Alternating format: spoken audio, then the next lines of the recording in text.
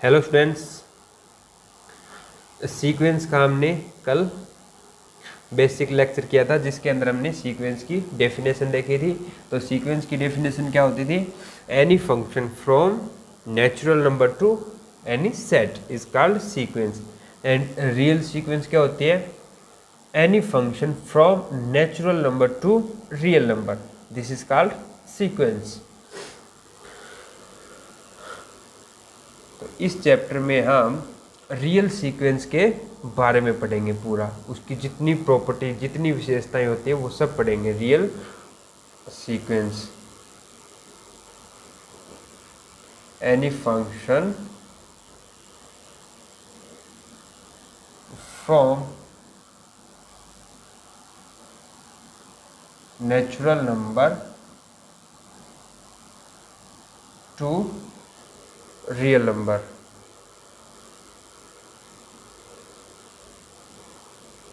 is called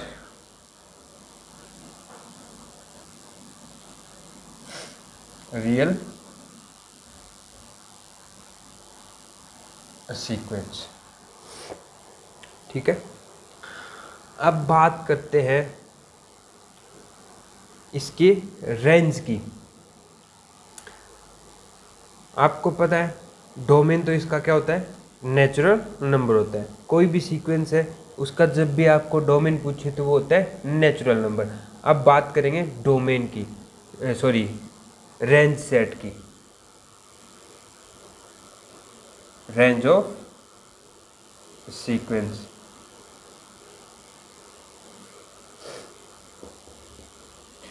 तो sequence की range एक सेट होता है, वह सेट या फिर सीक्वेंस की जिस सीक्वेंस की टर्म जो डिफाइंड है, सीक्वेंस की टर्म जो डिफाइंड है उनकी जो डिफरेंट डिफरेंट टर्म उठा के उनका जो सेट बनाया जाता है उसको हम क्या बोलते हैं? Range of sequence. तो set of all different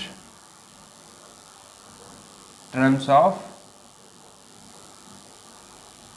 sequence, this is called range of sequence। अब हम एक एग्जाम्पल के थ्रू इसको समझने की कोशिश करेंगे। तो सीक्वेंस जो हमने कल ली थी एक्सन, वो हम ले रहे हैं 1/n सीक्वेंस ले रहे हैं।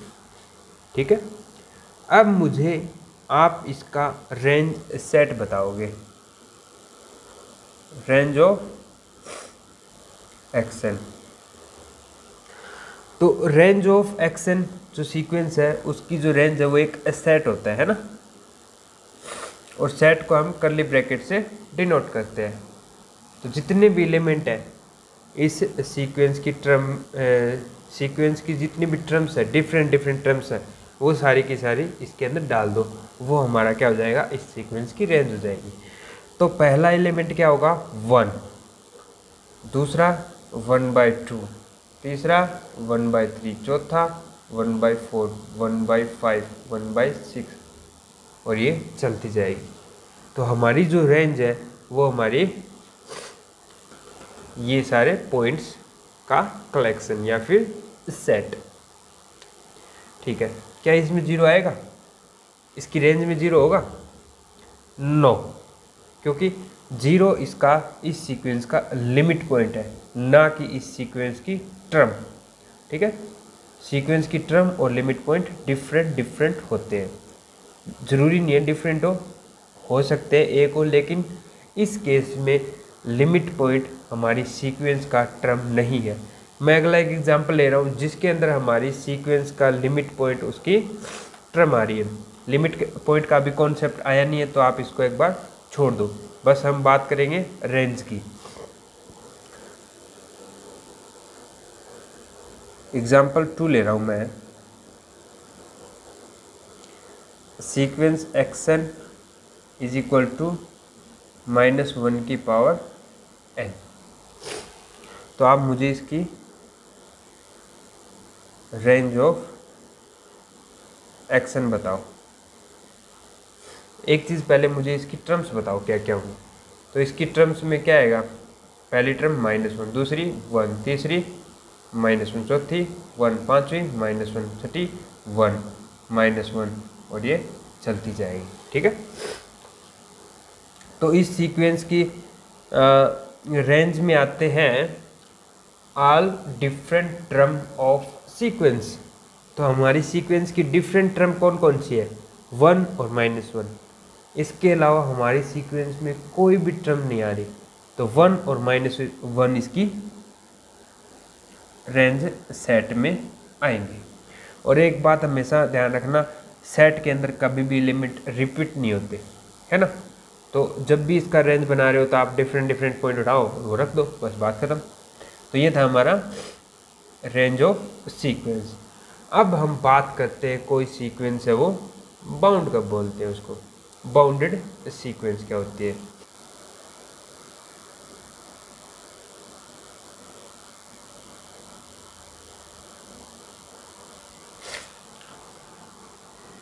अगर हमारे पास एक ऐसा नेचुरल नंबर या फिर इंटीजर या फिर रियल नंबर के मिल जाए सच दैट कि हमारी सीक्वेंस की टर्म्स है वो सारी की सारी उससे छोटी हो या बड़ी हो।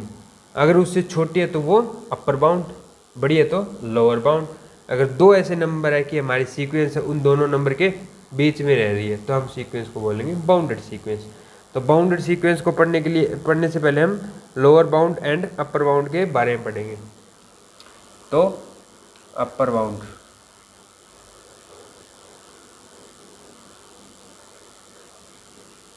ऑफ सीक्वेंस, तो देखो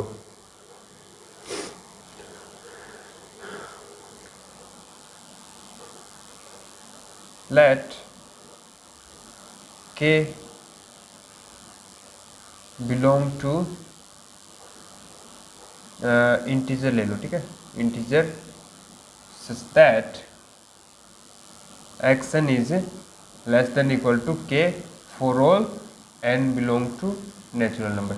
यानी कि हमारी सीक्वेंस का हर एक टर्म x1 भी, x2 भी, x3 भी, x4 भी, x5 भी, सीक्वेंस का हर एक टर्म अगर इस के से छोटा है तब हम बोलेंगे हमारी सीक्वेंस है वो अपर बाउंड है। Lower bound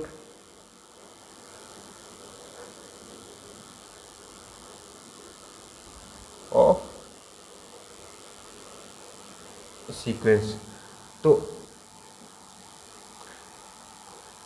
late small K belong to Z such that एक ऐसा स्मॉल के मिल रहा है कि small K is less than equal to X N for all N belong to natural number.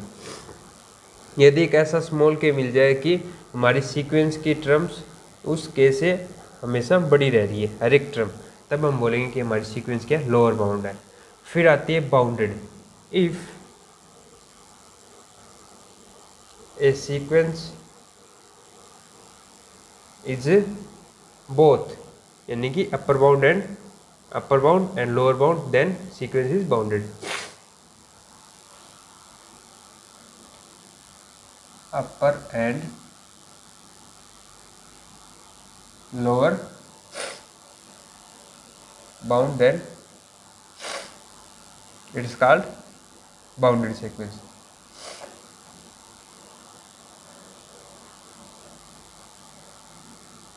Bounded sequence है ना बात समझे। तो बाउंडेड सीक्वेंस के केस में दोनों नंबर मिलने चाहिए के और बड़ा के, कि हमारी सीक्वेंस की टर्म्स है वो के से बड़ी और बड़े के से छोटी for all N belong to natural number के लिए। अगर ऐसा हो रहा है तो हमारी सीक्वेंस है वो बाउंडेड होगी।